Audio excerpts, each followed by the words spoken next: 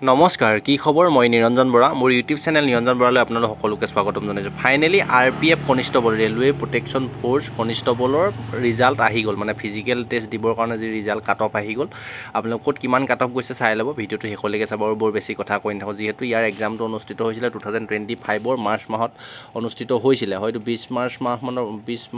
March মানলৈকে চলিছিলে নেকি মই একজেক্টলি ডেটটো মনত নাই আপোনালোকে কাট অফখিনি চাই লওক ল'ৰা ছোৱালী সকলোৱে যদি এক্সাম দি থৈছিলে আৰপিএফৰ নিশ্চয় এনচাৰ কি আপোনালোকে চালে ক'ত কিমান নম্বৰ পাইছে চাইছে গম পাইছে এতিয়া কাট অফটো ডাইৰেক্ট চাই লওক যিহেতু এইবাৰ কোনো ধৰণৰ ৰিজন ৱাইজ বা অসমৰ এক্সট্ৰাকৈ পোষ্ট নাই অল ইণ্ডিয়াৰ ভিতৰতে কাট অফটো বনিছে ইয়াত যদি চাই একেবাৰে মেইল কেণ্ডিডেট প্ৰথমতে চাই লওক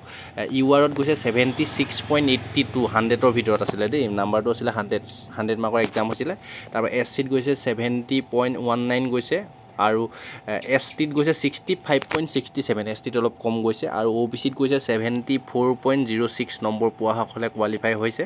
আৰু তাৰপিছত ই ডব্লিউ এছত যিসকল আছিলে কেণ্ডিডেট তেওঁলোকৰ 71.92 কাট অফ গৈছে তাৰপিছত ছোৱালীখিনি আমি চাই লওঁ ছোৱালীখিনি যদি চাই ফিমেলৰ ইউআৰত আনৰিজাৰ্ভত গৈছে 73.75 এছ চিত গৈছে 66.37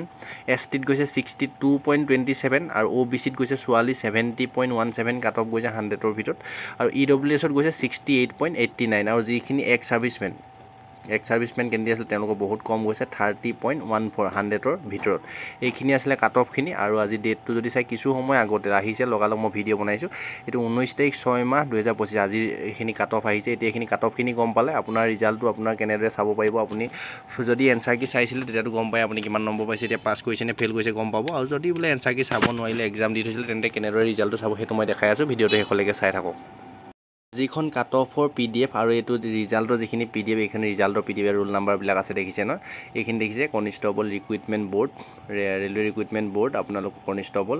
RPF ৰেলৱে প্ৰটেকশ্যন ফ'ৰ্চৰ হয় এইখিনি ৰিজাল্ট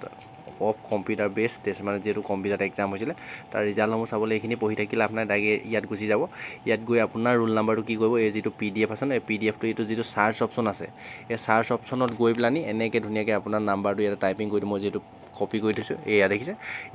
এইটো পাছ কৰিছে মোৰটো বৰ্তমানলৈকে চোৱা নাই মই যিহেতু এক্সাম দিছিলে এইটো কেণ্ডিডেটৰ মই কপি কৰি ইয়াত চাৰ্চ বহাই দিয়াৰ লগে লগে আপোনাৰ 13 আছিলে এনেকৈ আপোনাৰ ৰোল নাম্বাৰটো যেতিয়া বহাই দিব লগালগ আপোনাৰ নামটো আহি যাব যদি আপুনি পাছ কৰিছে এনেদৰে আপুনি ৰিজাল্টটো চাব পাৰিব আকৌ কেনেকৈ চাম কি কৰিম সুধি নাথাকিব আপোনালোকে ৰিজাল্টটো কেনেকৈ চাব গম পালে এতিয়া এই ডেছক্ৰিপশ্যনত যিটো টেলিগ্ৰাম চেনেলৰ লিংক আছে হোৱাটছআপ গ্ৰুপৰ যিটো লিংক আছে তাতে মই এই PDF দুইটা দি থ'ম আপোনালোকে যদি এক্সাম দি থৈছিলে তাত হোৱাটছআপ গ্ৰুপত জইন হৈ বা টেলিগ্ৰাম চেনেলত জইন হৈ আপোনালোকে নিজৰ ৰিজাল্টটো এনেদৰে চেক কৰিব পাৰিব আৰু সকলো যিমান লগৰ বন্ধু বান্ধৱী আছিলে ন ভিডিঅ'টো সকলোলৈকে শ্বেয়াৰ কৰি দিব যিসকলে RPFৰ এক্সাম দি থৈছিলে আমাৰ অসমৰ পৰা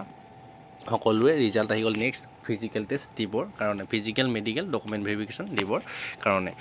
হোৱাটছআপ গ্ৰুপৰ লিংক আছে জইন হ'ব টেলিগ্ৰাম চেনেলৰ লিংক আছে আৰু আপোনালোকৰ